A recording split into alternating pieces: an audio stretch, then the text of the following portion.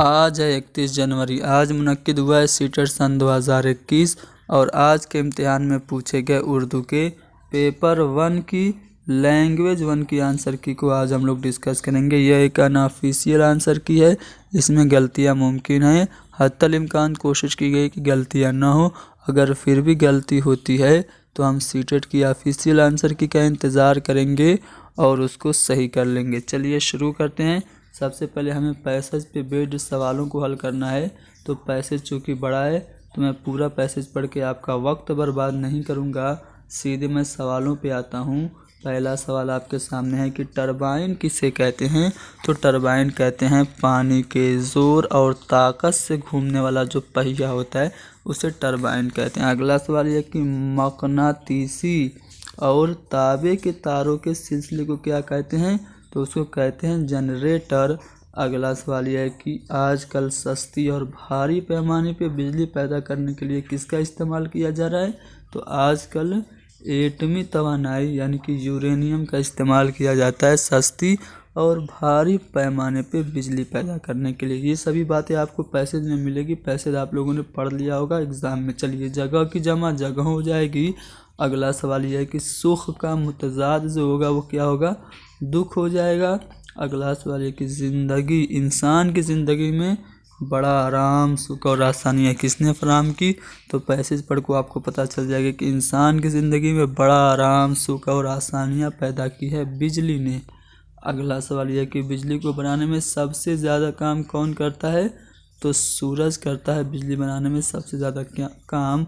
अगला सवाल यह है कि सूरज की गर्मी की बदौलत समुद्रों और दरियाओं का पानी क्या बनकर पानी की शक्ल में बरसता है। तो अगर आप पैसेज को देखेंगे तो पैसेज में आपको सीधे सीधे लिखा है कि जो समुद्रों का पानी होता है वो बुखारात बनकर दोबारा पानी की सूरत में बरसता है। तो यहाँ पे अगर आपको यहाँ पे जो तीसरा वाला ऑप्शन है बुखारात बनकर, ये सही हो जाएगा क्योंकि सूरज की गर्मी की बदौलत समुद्रों और दरियाओं का पानी बुखारात बनकर दोबारा भाप बनकर पानी की शक्ल में बरसता है। चलिए आगे बढ़ते हैं अगले सवाल पे। पानी से भरे नदी नाले किसको जन्म देते हैं। तो पानी से जो भरे नदी नाले होते हैं वो बिजली घरों को जन्म देते हैं। अब हम लोग इस नसरी हिस्से को पढ़ेंगे, फिर इससे रिलेटेड सवालों को हल करेंगे। कहा जा रहा है कि मंजिल कोई न जादे मंजिल नज़र में है, लेकिन हयात है कि मुसलसल सफ़र में है।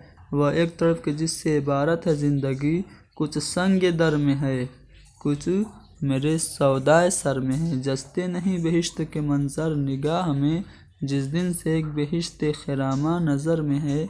जाएं कहाँ निकल के तेरी रह गुज़र से हम, हर मंजिल हयात तेरी रह गुज़र में है। मेरी यही ख़ता है बसे अहले बुतकदा, शम्मे हरम का नूर भी मेरी नज़र में है। ये थी नज़्म।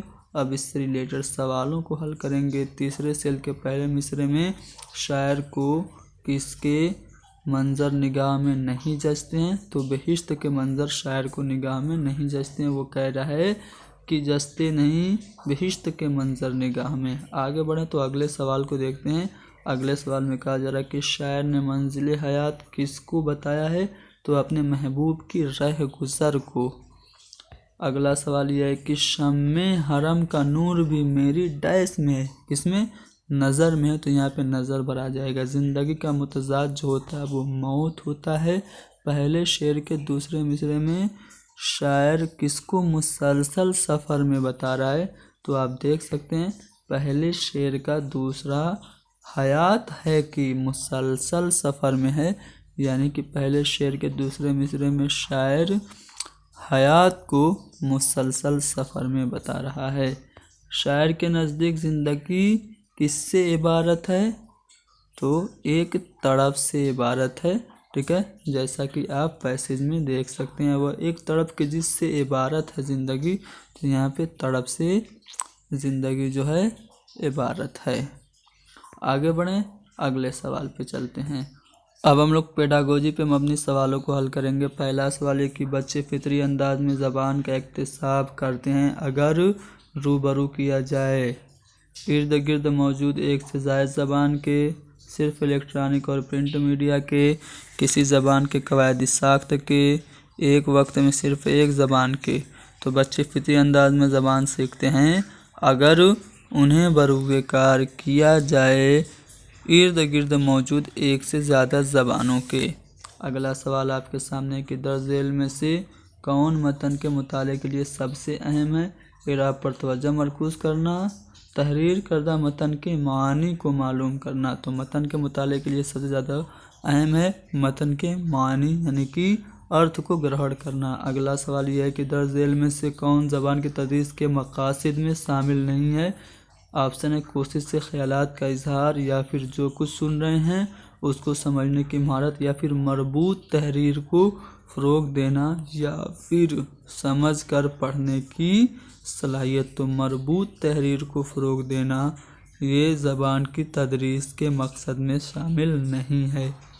अगला सवाल यह है कि सौतियात आगही ज़्यादातर मुताल्लिक़ किससे होती है।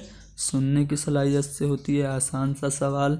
अगला सवाल कि नोम चॉम्स्की का मानना है कि बच्चों में ज़बान की कुदरती महारत होती है, यानी नकल की, तब्दीली की, तर्जुमा की, या फिर इक्तिसाब की।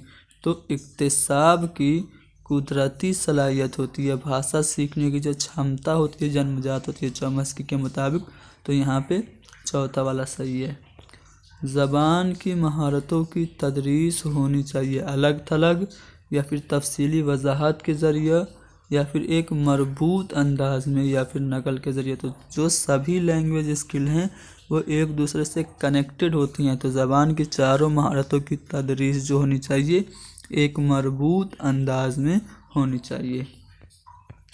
आगे बढ़ें, अगले सवाल पे चलते हैं। अगला सवाल यह कि उस्तानी इब्तिदाई दर्जात के तलबा को कुछ तस्वीर बनाने और उनमें रंग भरने के लिए कहती है। इस तरह वो क्या कर रही है, लतीफ़ हरकी महारतों को फ़रोग़ दे रही है। पिछली जो आंसर की बताई थी उसमें मैंने एक सवाल गलत बता दिया गया। लतीफ़ हरकी महारत की मिसाल मैंने उछलना कूदना बता दिया था, लेकिन सही जवाब होगा लिखना। यहाँ पे भी वही कुछ आपको दिख रहा है। टीचर क्या कर रही है, तस्वीर बनाने और उनमें रंग भरने के लिए कर रही है। तो ये जो मिसाल है वो लतीफ़ हरकी महारत को फ़रोग़ दे रही है। अगला सवाल ये कि दर्ज झेल में से कौन से अमल ज़बान बोलने की महारत को फ़रोग़ देने में सबसे ज़्यादा मुआविन है। सबसे ज़्यादा इम्पोर्टेंट जो है वो आपका रोल प्ले में शामिल होना है। अगला सवाल है कि तीसरी जमात का उस्ताद तलबा से कहानी को उस तरतीब से बयान करने के लिए कहता है जैसा कि सबक में दिया गया है। ये सरगर्मी क्या है, काबिल फ़हम मवाद में। यह सरगर्मी किस में मददगार होगी, काबिल फ़हम मवाद में, या फिर लिखने की महारत के इजाफ़े में, तलबा के बात करने के इजाफ़े में, या फिर इबारत को पढ़कर समझने में। तो इससे रिलेटेड मुझे कन्फ्यूज़न है, आप लोग कमेंट करके बताइए। मेरे लिहाज से तो पहला वाला ऑप्शन सही लग रहा है। आपके अनुसार कौन सा सही है कमेंट कीजिए। आगे बढ़ते हैं अगले सवाल पे। अगला सवाल क्या है कि दूसरी जमात का उस्ताद क्लासरूम में रखी हुई चीज़ों पर पर्चियाँ चस्पा करता है। तहरीर करदा लफ्ज़ असल चीज़ से मरबूत करने में तलबा की मदद करता है। इस तरह की सरगर्मियाँ तलबा की किस सलाहियत को निखारने में मुआविन हैं। तो इस तरह की सरगर्मियाँ बच्चे में ज़ख़ीरे अल्फाज को बढ़ाएंगी। अगला सवाल यह है कि दर्ज झेल में से कौन बच्चे की लिसानी महारत की जांच में कम मुअस्सिर है। तो इमला सबसे कम मुअस्सिर है बच्चों के लैंग्वेज डेवलपमेंट में। चलिए आगे बढ़ते हैं अगले सवाल पर। दर्ज झेल में से कौन सा सवाल बच्चों की ज़बान की सलाहियत के इजाफ़े में सबसे ज़्यादा मुआविन है। लैंग्वेज की सलाहियत के डेवलपमेंट में सबसे ज़्यादा मुआविन क्या है। ऑप्शन है लफ्ज़ तरजीह के इस्तेमाल से एक जुमला बनाना, या फिर अपनी और अपने वालदा के दरमियान होने वाले मुकालमा का तहरीर करना। तो ये सबसे ज़्यादा अहम है बच्चों की ज़बान की सलाहियत के इजाफ़े में। अगला सवाल क्या है कि दर्ज झेल में से कौन कवायद पढ़ाने का एक मुअस्सिर तरीका है। तो मैंने कई बार बताया इंडक्टिव मेथड मुअस्सिर तरीका होता है।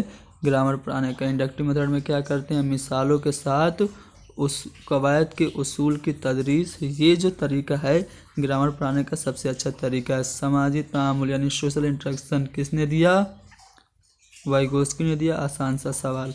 अगला सवाल की तरफ, जेल में से कौन बच्चों के ज़बान के इक्तिसाब में मुआविन होता है। घर और उसके आस पड़ोस की बातों को सुनना। ठीक है, चलिए दूसरा है, बच्चों से कही हुई बातों और जुमलों को दोहराने के लिए कहना।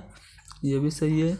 दूसरे बच्चों के साथ खेलना, या फिर घर का माहौल जहाँ बच्चों को ज़्यादा बोलने की आज़ादी नहीं है।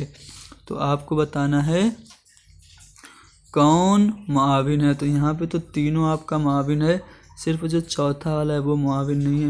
मेरे ख्याल से लगता है यहाँ पे कम मुआविन है। ये शायद वो पूछना चाह रहा था और चौथे वाले ऑप्शन को सही कर रहा था, क्योंकि यहाँ पे अगर 20वें वाले ऑप्शन में देखें तो यहाँ पे पहला, दूसरा और तीसरा ये तीनों बच्चों की ज़बान के इक्तिसाब में, एक्विजिशन में मददगार हैं। तो यहाँ पे हमने आंसर की डिस्कस कर दी। उम्मीद करता हूँ आपको समझ में आया होगा। इसको ज़्यादा से ज़्यादा शेयर करिए। हैदरी स्टडी पॉइंट को सब्सक्राइब कीजिए।